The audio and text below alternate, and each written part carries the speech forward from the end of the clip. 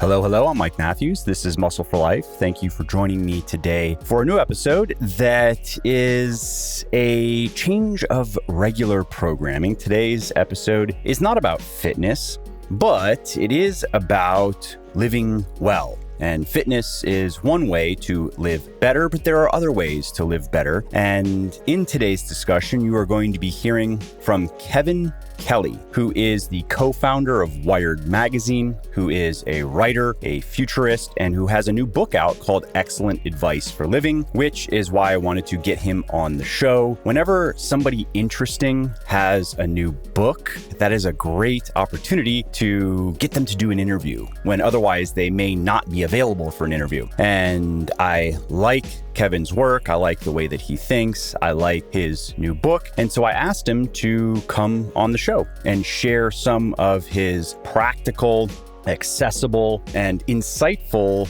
nuggets of advice for living better and for living a more productive and fulfilling and meaningful life. And so in this interview, Kevin is going to share his thoughts on various things. He's going to talk about why he wrote this book, what his motivation for writing the book was. He's going to talk about the importance of rest ethic, as he calls it. I get his thoughts on AI and how it can reshape the way that we work and the way that we live. And Kevin is going to talk about various other things related to living well. He's going to share some of the key lessons that he has learned over the last several decades of trying to, well, live well. Hello, Kevin. Good afternoon. It's really great to be here. I'm looking forward to this conversation. Thanks for inviting me. Yeah, same. Thanks for taking the time to do it. I said afternoon. I assume, though, are you on the West Coast or where are you?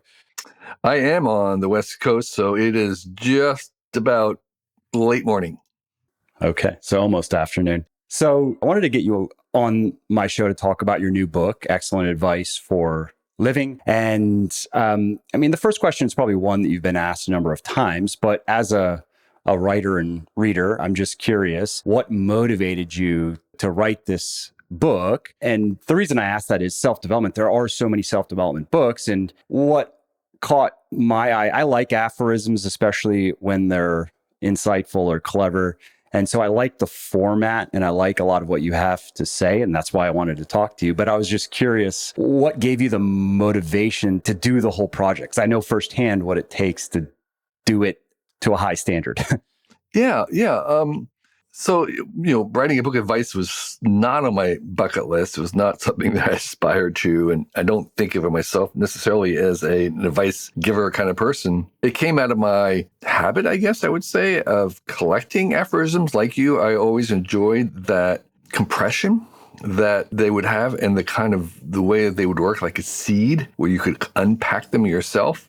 I am naturally write in a kind of very telegraphic and compressed way. The best way to actually convey advice is probably the way that most people do it, through stories. And that's what the bookshelves are full of, advice with stories. And one person called this book the Bible without stories. And this is because I'm not very good at stories, but I'm really good at that compression.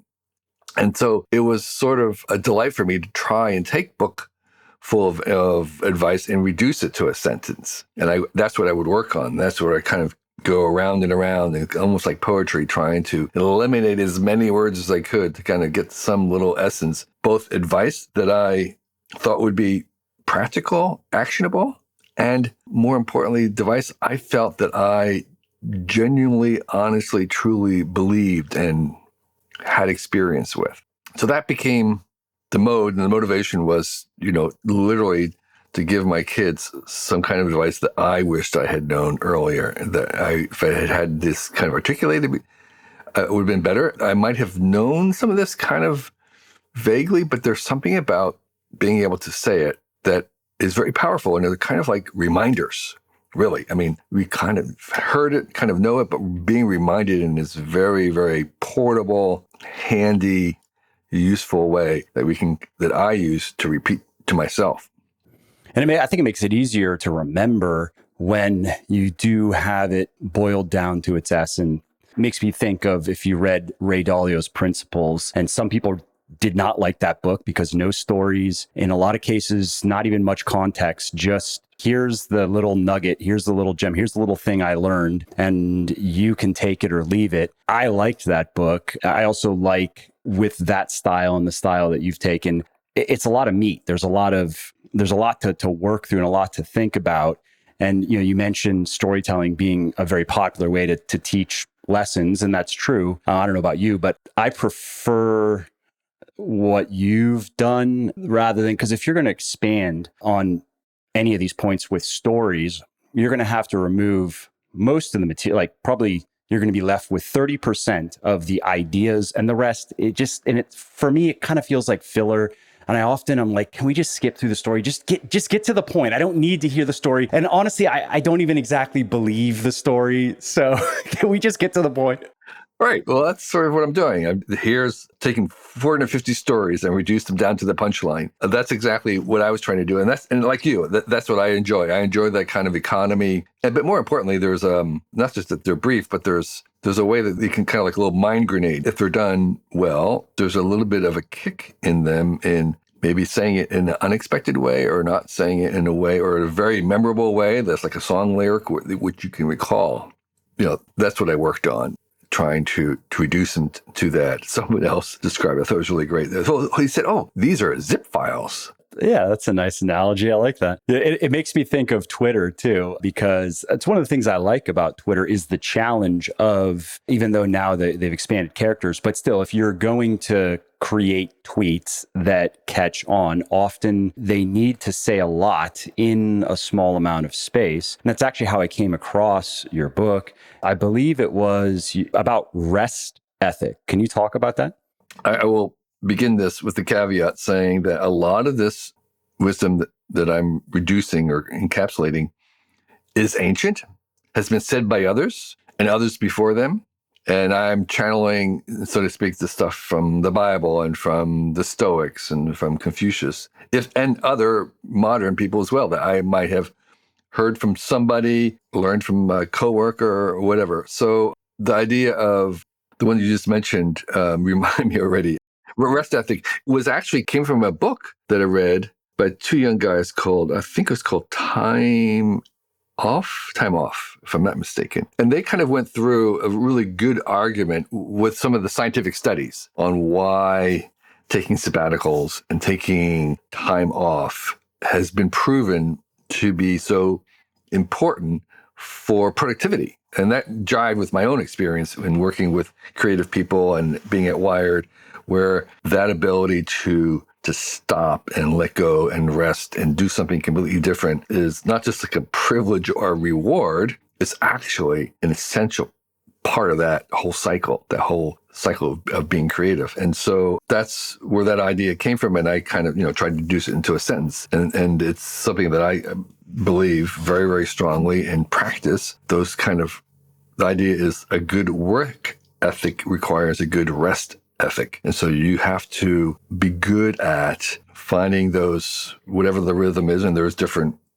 rest rhythms, from Sabbaths to sabbaticals, to literally time wasting, goofing off, which I think is really, really important. Why? Why do you think it's really important? Kind of goes back to something Peter Drucker said long ago. I don't think I put it into the book, but this was another guiding principle, which is that the first stage in kind of making things well is that you kind of want to do the job right. But as you progress, it gets more important to doing the right job.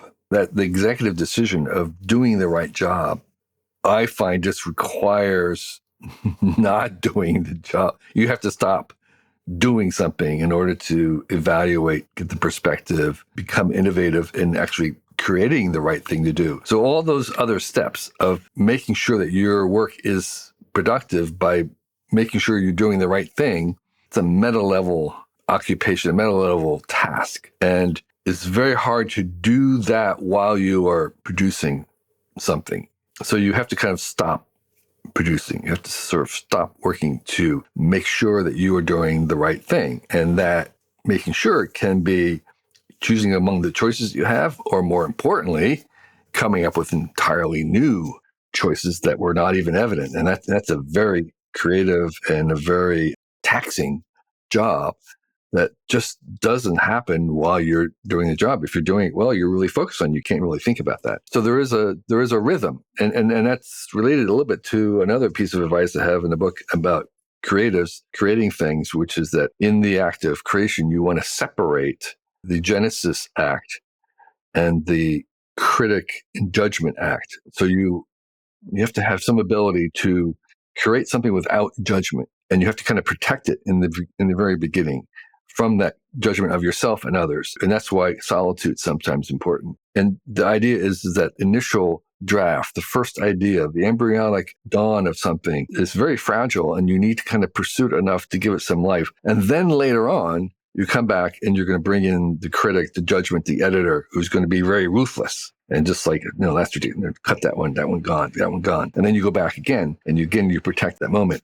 That cycle is, there's rest. There's rest needed, I would say, even between those. It's like if you're shifting, you have to have a clutch, right? You just can't shift. You have to have a clutch. So the rest is like a clutch in between, where that allows you to have that perspective and protect your productiveness by questioning and contemplating and being inspired and having your imagination freely working without constraints, because that's the only way you can get to somewhere really, really innovative is kind of by letting everything else go, by playing serious play, not having an agenda, exploring, not really knowing where you're going, getting lost. Those are all kind of in that same era of, in part, also trying to discover who you are. You can't be busy in that way. You have to have this space. So all these, they're all related in kind of making that space to explore. I mean, something I can speak to personally is I agree. However, making time to reflect on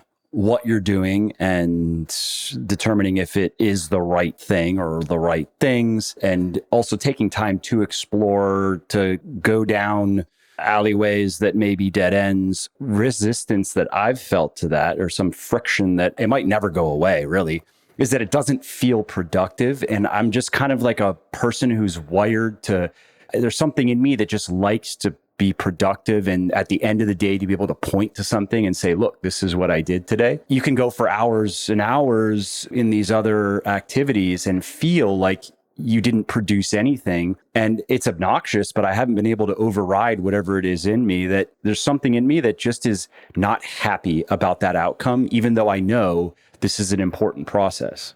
Totally understand you. And I think many people share that same hesitancy and uncomfort, particularly the more ambitious and productive they are. And going in that seemingly opposite direction seems really hard. I think the only thing that might help is one thing is just to constantly see the other people who are really productive do this as part of their thing. And secondly is maybe kind of reviewing your own past and to see how important that had been in the past, which is where my own experience comes from. I actually had this conversation with David Allen, which is that there is a tendency to kind of want to take this efficiency productive thing to imagine that we're going to do something, which is like, I'm going to try to reduce the number of hours that it takes me to do something, this kind of focus on that being productive. But actually, what I've learned and what my advice is, while you're doing that, to switch and try and say, I want to do the tasks where I spend as much time as possible doing them.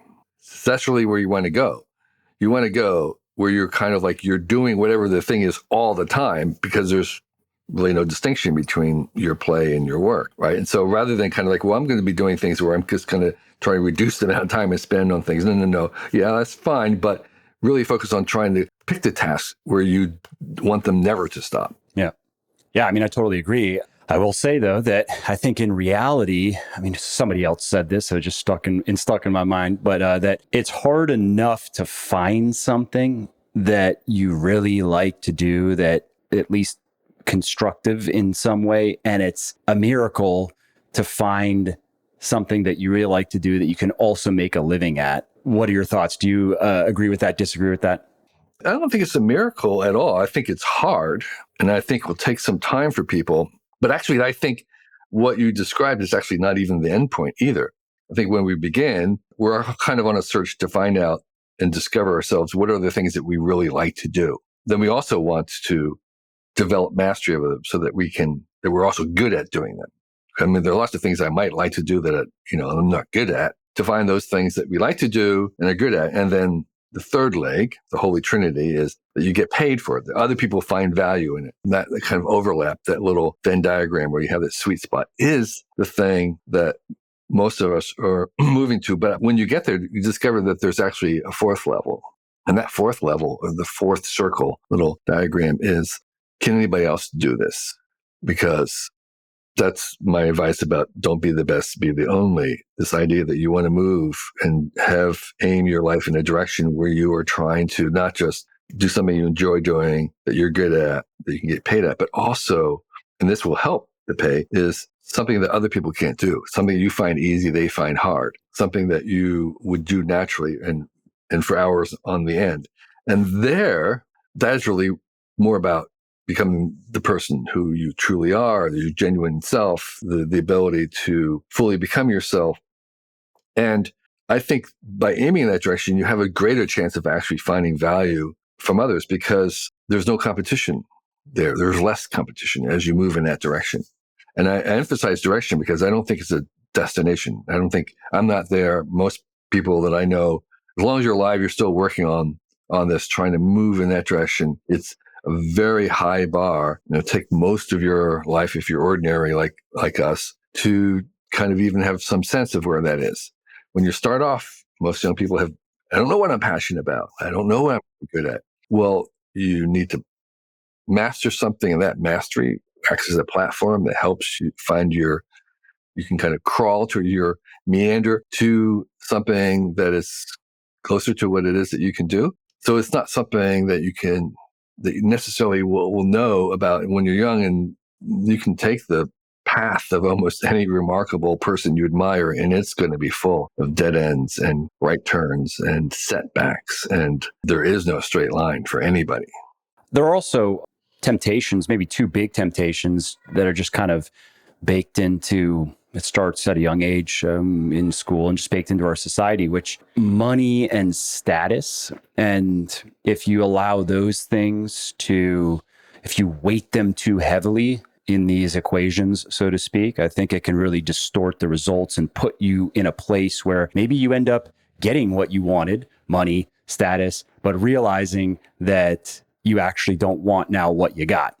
Yeah. No, it's like I have a friend, Tim O'Reilly, who says money's like gasoline for the trip. It's the thing that will get you going on the trip, but it's not the destination. The trip's not about visiting gasoline stations, right? Getting as much gasoline as you can. It's just the motor. I think I have a piece of advice in the book: make money to create. You don't create to make money. And this came from Disney. He says, he was saying, we don't make movies to make money. We make money so we can make movies. And that's sort of, that's the Tom Sachs. The reward for good work is more work. I like that message because it's almost a little bit edgy in today's, I guess you could say, where the culture's at in terms of how we should be thinking about work. You mentioned this earlier, where a lot of the emphasis on productivity is how do we essentially work as little as possible while still achieving acceptable outcomes. And that's a message that never really resonated with me personally. I guess it depends how you define work. If you define work as an activity that you don't like to do, but that gets you money and status, well then, okay, fine. Actually, I might agree that we should do as little of that as we can to maybe do other things with our time. Right. And I have a very similar kind of resistance to this idea of early retirement, whatever the FIRE thing is, which is like, that's just the wrong framing of this. Retiring. No, like, yeah, ideally you never retire, right? I mean, it's more about your control of your time. It's more about gaining control of how you spend your time. And that's what I call wealth versus riches. And so it's easier to be wealthy than rich because you can work on gaining control of your time and discretion of your time much easier than amassing a lot of money, which you don't really need. For most of the things, when I ask young people what it is that they want to accomplish, say, I'm going to give you $1 billion, the magic wand here, and what are you going to do with it? It's very clear after a number of questionings. The $1 billion doesn't give them what it is. They can't get it there. It's the gating factor. The thing that you need is not $1 billion. It's they can accomplish what they want for a couple $1,000s, and that's much more achievable. So that's usually not the thing that's holding people back from what it is that they want to do. I read a book recently that kind of reframed that, and I totally agree with what you said for me, called Die with Zero by Bill Perkins. I agreed with a lot of what he had to say, and I've never been a very money motivated person, but as an entrepreneur and my businesses are doing well, blah, blah, blah, I just over time almost unconsciously accepted that your net worth should always go up, period, for indefinitely. And you should always be doing things to try to make more money. That's just kind of a foundation of like sensible living. I really liked a lot of what Bill had to say in that book. And for anybody listening, if you haven't read it, I'd recommend you read it because I agree. I mean, the premise is, well, part of it is in the title, but to your point, Kevin, you only need so much money to gain control of your time and be able to use your time the way you want to and provide what you feel is an acceptable lifestyle. And that is going to differ, but nobody needs to have multiple homes, a plane, a boat. You don't need these things, so that you don't need hundreds of millions of dollars. You don't necessarily even need tens of millions of dollars. And it was interesting advice that it seems so obvious, but that's the first time I had come across somebody really making that argument, which I thought was kind of strange, actually. Yeah.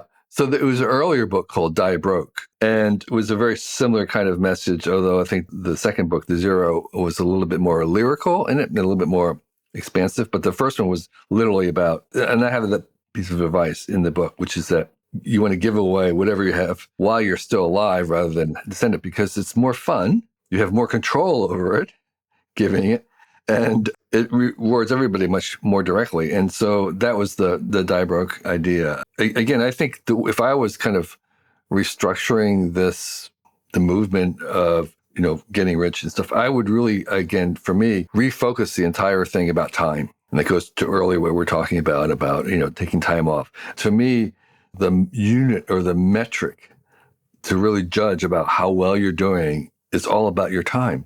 How are you spending the time? What kind of control do you have about the time? And how are you using it? And that is much better than the money aspect, because, oftentimes people who don't have money and are desperate, they're having to do things that they don't want. And it's the fact that they're giving up their time. And that, by the way, is another little bit of advice that I wish I'd known earlier. I really did. Was I came out of the kind of do-it-yourself hippie era. And I was really into the do-it-yourself thing. And I did build my own house from scratch, cutting down trees, and did the beekeeping and did all this stuff, homeschooling. Do-it-yourself was the self-sufficiency. It was kind of the Henry David Thoreau. That was my aspiration as a kid, to have a completely self-sufficient house and self-sufficient self-reliance. And that kind of blinded me to something that I was very late in understanding.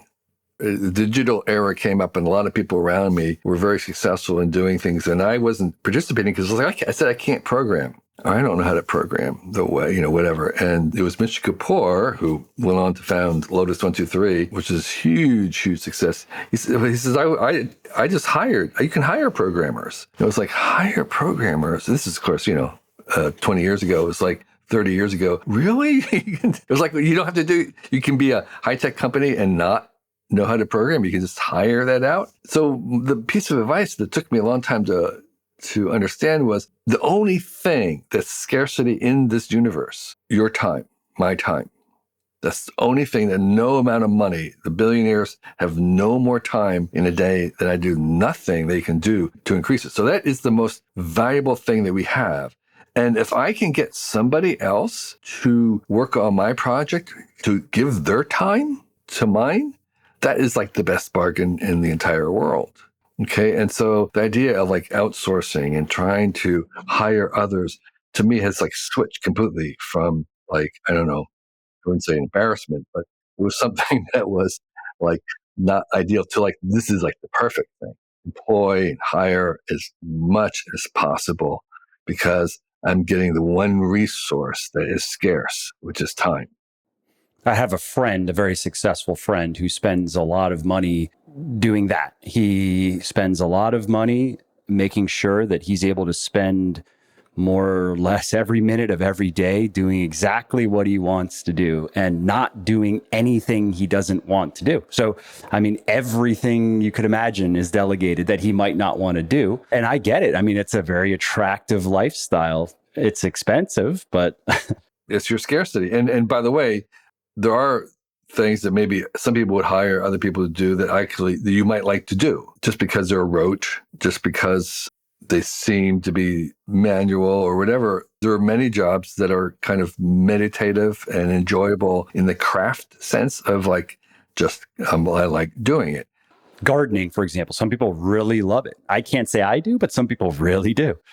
Right. And so spending the time in the garden, they could hire a gardener, but no, this is an enjoyment thing. But it's more important, as we were saying, is what you choose, what you find rewards you. And if it doesn't, then that is the precious resource that you want to use better than money. I think along with time, probably also worth mentioning health, right? As something that, what is wealth without health, right? Exactly. Yeah. And I'm not a health expert, so I have a minimal amount of health advice in the book. The one thing I have learned that I did say was, for me, it's about movement plus variety. Just that movement, and to me, is almost the definition of health. Is there's movement of everything, from nutrients to muscles to everything else, and there's variety. And that where you, like life itself, you want to be exercising all the possibilities that are offered. And that means you keep changing and testing and exploring. Like most things, it's the boring basics that provide the most benefits. It's the stuff our moms would tell us. Eat some plants and get enough sleep. Go move your body around. And then as you get older, don't drink too much alcohol. Don't smoke cigarettes. Like, it's really not that complicated. I've worked with tens of thousands of people over the years, and the biggest thing I see with the people I have helped the most is they're often missing just one crucial piece of the puzzle. And if you are having trouble reaching your fitness goals as quickly as you'd like, I'm going to guess it is the same thing with you. You are probably doing a lot of things right, but dollars to donuts, there's something you're not doing right. And that is what is giving you most of the grief. Maybe it's your calories, maybe it's your macros, maybe it's your exercise selection, maybe it's food choices, maybe you are not progressively overloading your muscles. And whatever it is, here's what's important. Once you identify that one thing, once you figure it out, that's when everything finally clicks. That's when you start making serious progress. It's kind of like typing in your password to log into your computer. You can have all the letters, numbers, and symbols right, except just one. And what happens? You can't log in, right? But as soon as you get that last remaining character right, voila, you're in business. And I bet the same can be said about the body you really want. You are probably just one major shift, one important insight, one powerful new behavior away from Easy Street. And that's why I offer VIP one-on-one coaching where my team and I can help you do exactly that. This is high-level coaching where we look at everything you're doing and we help you figure out that one thing that is missing for you. And it can be a couple of things too, that's fine. There's no extra charge for that. But once we figure it out, that's when you start making real progress. That's when you start looking better and feeling better. So if you're ready to make more progress in the next 3 months than maybe you did in the last 3 years, and yes, that has happened for many of our clients, head on over to muscleforlife.show/VIP. That's muscleforlife.show/VIP and schedule your free consultation call, which, by the way, is not a high pressure sales call. It's just a friendly chat where we get to learn about you and your goals and your lifestyle and then determine whether our program is right for you. Because sometimes we do speak with people who just aren't a good fit for our service, but we almost always have other experts and other resources to refer those people to. So if you are still listening to me and you are even slightly interested, go schedule your free consultation call now at muscleforlife.show/VIP. I wanted to talk to you about AI, given your work and who you are. The context can be whatever you find most interesting, but maybe talk a bit about productivity and relating to creative work. And I'd love to hear your thoughts on where this is and where you think it's going in the future. And, some people are saying this is going to revolutionize any sort of information work, anything that requires processing information, thinking about things. And then you have other people who maybe are dismissing ChatGPT as a glorified spell checker. So I think there is a sense in which there's, in the short term, some overhyping of it. But I think over the long term, it is still underhyped. I think AIs, and I always insist on using plurals because there's going to be many, many, many, many varieties of them. There's not a singular thing, will impact almost everything we do over the long term. Over the short term, I think the one thing you don't have to worry about, the least problematic of them, is worry about employment. It will affect most jobs, but it's not going to eliminate most jobs. It's going to change the tasks that you do. Having the skill of working with AIs will increasingly become important, just like you're applying for a job in an office and if you have, knowing how to use PowerPoint and knowing how to use all the other softwares is going to be a plus. Increasingly, it will be like being able to work with the AIs will just be considered an essential skill. There will be people who are much, much better than others, and that's because we'll spend 1,000 hours or more working with them. So it will pay to become familiar with them, but you don't have to worry about it taking over. There's very few jobs so far that have actually been totally impacted by it. Most of them, in the creative sense, they're an additional tool. And I think the stance that you want to imagine that we're headed towards is a partnership. These are partners, teammates, co-workers, co-pilots, interns, assistants. Team member and partner is a pretty high level for some of them, and other interns and assistants and helpmates are lower level, but that whole range of working with them for the most part. There will be jobs and things that they do by themselves and can do that we don't want to do, picking lettuce and robots. What human should be doing that? There's not a human. A lot of these jobs should not be saved, right? Cash register, counting money. It's like, no, that's not a job that a human should be doing. So there are a number of things that could and should go away. But most of the time, the employment part is not what I would be concerned about. There all will be some problems with AI. And those problems, we can only go so far thinking about them. We don't even know what our own intelligence is. We certainly don't even know what AI is or means or will do. And the only way we're going to figure out these things is not by thinking about them some more, but by actually using them. I preach the gospel of use. Using them gives you access and an opinion about it based on evidence. And then it's the only way we get to steer them collectively, because we don't actually know what they're really good for. We don't actually know what they're bad for yet. And we're starting to get a little bit of evidence in terms of how helpful they can be, but it's like ChatGPT, it's been around months, I don't know, 100 days. It's just like crazy to imagine that we were going to know what it is. It's like a baby. What's the baby good for? Do we want to regulate the baby right now? Well, you got to have a little bit more evidence, a little bit more data before we start doing that. And so my suggestion to anybody is start using these three things as much as you can, test them, try them out, apply them if you can. Be creative with them, because that's by far the best and really kind of the only thing we can do right now. And if you're still worried after using them, okay. But most people, once they begin to see, they'll see the limits that they have currently right now. Where are we going to go in the future? It's unclear, but I think we should base our policies on evidence of actually what has happened rather than what we could imagine, because it is a million times easier to imagine the things that go wrong. That's just entropy. It's so much harder to see how things go right. And so therefore, when people think about it, they think about all the things that go wrong. And there's a little bit of kind of fear-based, and we do stupid things when people do things out of fear. How important do you think it is for people who do any type of information work, and so I would also include creatives of any kind, to start using these tools now? And the reason I ask that is this is a couple of friends who have spent a lot of time already with some of these tools, and I could foresee a scenario where skilled information workers, again including creatives, who are also skilled at using AI, are going to be able to outproduce people, even skilled, who are not using the AI, by an order of magnitude in both quantity and quality. Do you agree with that?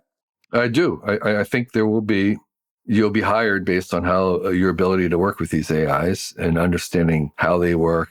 Or maybe just the output. Like they don't even care exactly how you get there, but you can produce this much stuff at this quality. And the person without the AI, the best they can do is this much stuff at this quality. So it's like, who gets the job?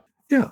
Yeah. The programmers, we know from studies already that programmers using the AI copilots and stuff have like 52% more productive. And writers are like 36% more productive of a certain kind. So that's already. And so, yes, the answer is that will become something. And the fact that there's free versions of that right now means that, multiple languages, that anybody in the world will have some access to this and they can partake. And by the way, that's one of the things that's coming it could be worrisome, it could be beautiful, is that there's a real-time language translation. So real-time, meaning like right now you could be, Bosnian, or you could be Malaysian, and we could be talking in your local language and I could be talking in English, and we could be having a conversation just like this in our voices, right? That means that there are people in the world who are incredibly gifted, who their English isn't that good. They're gifted in programming, but not in languages. And with the universal language translation, they're now able to participate in the global economy in a real way. So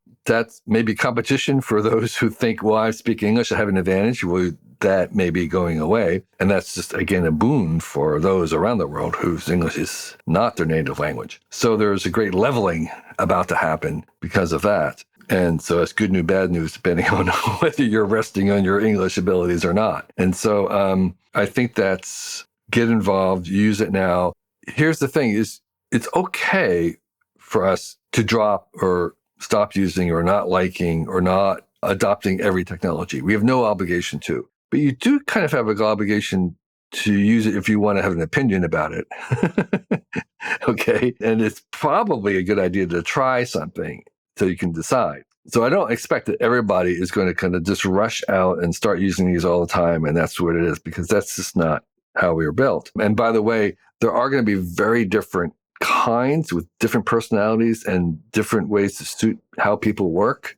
And so the other thing I would say is not just try it, but try it every now and then, because these tools are changing very fast. And what did not work, it's like, when the internet was coming along, when the first years before we had the graphical user interface, a lot of people bounced off it because you had to type and you had to know a little bit of programming. But then when the graphical user interface came along, everybody could try it again, and now it would work for them. And so we're going to see the same kind of thing where if it doesn't hit you or strike you or resonate with you at first, come back later and try it again.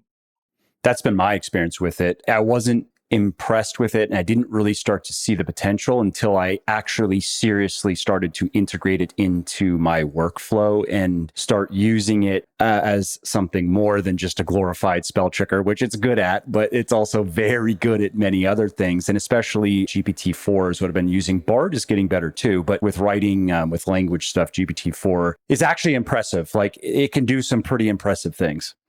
A lot of these are called generative models because they can generate things, but what they're actually really the best at is synthesis. Synthesis meaning they can summarize, they can make bullet points, they can distill, but they can also integrate things that seem to be very disparate and unconnected or unrelated. They can take two spreadsheets that have completely different columns, like apples and oranges, and then they can make something, bring them together in a way that was possible for humans, but a lot of work for us to do. And they can do it very fast. And so synthesis of synthesizing a bunch of different reports, a bunch of different directions together into some kind of unification, overarching structure, they're very good at that. And that is something, again, that we do only with a lot of effort. And that's where they're really good. I've seen quite a bit of that already, using it for research, for taking large amounts of information and gleaning insights, even doing research on a topic and telling it that I want it to restrict I want to base its answers only on these 5 sources of information, what professional successful experts have actually written or said, credible research and reporting on what these people have said or done, scientific research, blah, blah, blah. And then working within those constraints and having a conversation now with this software that then produces ultimately, let's say, a bullet point list of things with sources cited. So, I was doing this, right? And so, in a 1953 interview with the Paris Review, Ernest Hemingway said, quote, blah, blah, blah. And that's why, there's one of my sources for this first bullet point. And so with even just that alone, I've been able to condense. In one case, I came out with 10,000 words probably, and some like specific examples. This was almost like a little standalone book, highly tailored to exactly what I wanted. It took me maybe 2 hours, and I wouldn't consider myself a GPT expert, but manually, it would have taken me, I don't know, at least 100 hours. And unless I happened to just stumble across like the right 2 or 3 books that just happened to do it all for me. So I call these current versions universal personal interns, because the thing, let's say with the Hemingway quote, is you want to check their work. You have to check their work because they have been engineered to optimize plausibility rather than accuracy. They're made to say things that a kind of an average human would say. Not that they have to be true, just that they have to be kind of plausible. So they're interns. So you have to kind of check their work. But having said that, lots of times it's perfectly correct. And that gives you such a foundation to start on and to go and to evolve and to edit and to make more you. And the other thing you said 2 things that are important. One was that it's conversational, and that is the big bang that we've seen. That's the equivalent of what happened with the web coming onto the internet, was the graphical user interface suddenly made it accessible to your mom. Well, we have the conversational user interface, which is what these AIs now. And conversation is such a human gesture, such a human rhythm, so much of how we operate. We're having a conversation, and if you're working with somebody, it's like, what did you mean by that? Or I don't understand that. Or can you clarify that? Or no, that's not what I meant. And so you're going back and forth. And it's not just speech recognition. It's having the internal logic or the structure of a conversation. And that's been the big bang that now we have a conversational interface, which we can apply to lots of things, but particularly to the AIs, and makes them so that your mom can use them. So I think it's really important. And the other trick that you did was a trick that the people who are using these a lot have realized. It's the trick for working with the current versions of these chatbots, which is that you want to ask it to answer not like as an average human, but as an expert. Pretend you're the expert. Pretend you think like an expert here and give me the expert opinion rather than just what the average human says. Yeah, absolutely. Defining a role that's now, they verified that in papers that improves the quality of the answers. And then I've been putting together a kind of a template and some of these different parameters that seem to be worthwhile. In some cases, you see these prompts that are very long and convoluted and kind of unscientific in how they even put all these things together. But in just continuing to educate myself, they're like defining a role, like defining the input. For example, if you want it to specifically focus on scientific research, you want to tell it that, and it will do that. And sometimes it hallucinates, you need to check. But speaking to the conversational style, and also just one other observation, we can move on, is that it seems to me so far that the great outputs from I've mostly used Bard and GPT-4, but getting great outputs requires good to great inputs. It requires thinking of the right questions. It requires, in the cases I've used it, already a foundational understanding of what I'm talking about and what I'm getting at, so I can be very specific about things. And so essentially what I've seen is that people who have dismissed it that I've spoken with, and I've asked them a little bit about how they've tried to go about using it, they've gone about it in a not very intelligent way. Not that they're stupid people, but just the way they went about it was not very bright, and the outcomes were not very bright. And also, by the way, if you wanted to do mean and stupid things, you can force these to do mean and stupid things by basically fooling it or tricking it into these things. So you kind of get from it what you put into it. And by the way, they have actually shown with some studies that if you're polite to the AI, it actually produces better stuff. Now I start saying please. Before I was like, why are people saying, is this just like a human thing? We're just so like, that's why are people saying please and thank you? And then I realized, oh no, that actually improves the session. Because they've been trained on all the human behavior in the world, so they're sensitive to it. So that brings me back to my book, The Excellent Advice for Living, about you can never be too kind, really, basically, which apparently is true for other things besides humans. And I want to we were talking about, I'm trying to think of things that might be of useful to your audience, but like one of the things I've observed about young people, two things. One is if you can all swing it, try and work in an area where there's not a word for what it is that you're doing. This goes back to this kind of idea of like aiming for your own path. And if that's one way to kind of get there, is work on something that takes a half an hour or 15 minutes to explain to your mom what it is that you do. That's a good sign that you're in a place where a breakthrough may happen, where something new that's never occurred before, where you can really get ahead as you go further and where there's not so much competition. And the second thing would be, if you have the time to make the time, if you have the ability, if you have the resources, spend a bunch of time when you're young doing something that looks nothing like success, that looks crazy, weird, outlawed, unprofitable, strange, hard to explain, weird, memorable, risky, dangerous, all those things. But it looks nothing like success, because that is going to then later on serve you as a muse, as a foundation, as a touchstone, because your success should not be someone else's definition. You kind of want to invent your own new definition of success. And if you're just trying to imitate the accountant, that's a defined path that's occupied by many people. It's unlikely to really suit you. The thing that suits you most likely is going to be something where you're going to have to invent a new definition of success, and it should be more than money. And practically speaking, what might some of those things look like? You can speak in your own life or just other people you know, or 15 years ago, there were people that I met who were involved in this thing. They were saying it's kind of like radio, but it's not really radio. Like an interview like for a magazine, but it's audible, and it's kind of like a documentary, but it's in just sound. And they were podcasting, right? And now it's kind of obvious to everybody. We have a name for it. But then there was hardly a name for what it was that you're doing. And now, of course, there are people who are, the guy who's doing books about how to prompt engineers. And it's like, what is that? 3 spots on LinkedIn for a prompt engineer starting at $200,000 a year. Okay. So what's that? Okay. Well, it takes some time to kind of explain what it is. That's a really great sign. And there's just a whole infinite numbers of other possible things, strange occupations and tasks that people could get into, and they will become something on later on when the language catches up to us. And so, maybe you are, you're doing something with genes, or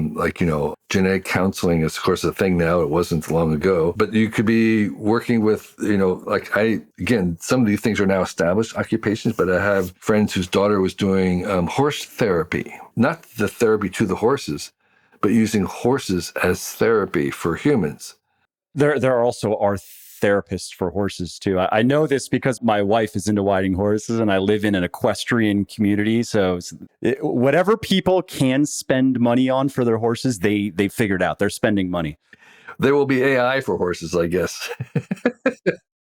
Probably. Yeah. Somebody should start working on that, because equestrians, if you didn't know, they are absolutely obsessed with this activity, and it is just an expensive hobby. That's all it is. Yeah. Well, there might be, I'm sure there's people working on now on language translation from horses to humans. Without a doubt, there's somebody working on that right now. So that doesn't have a name. There may be a place for you.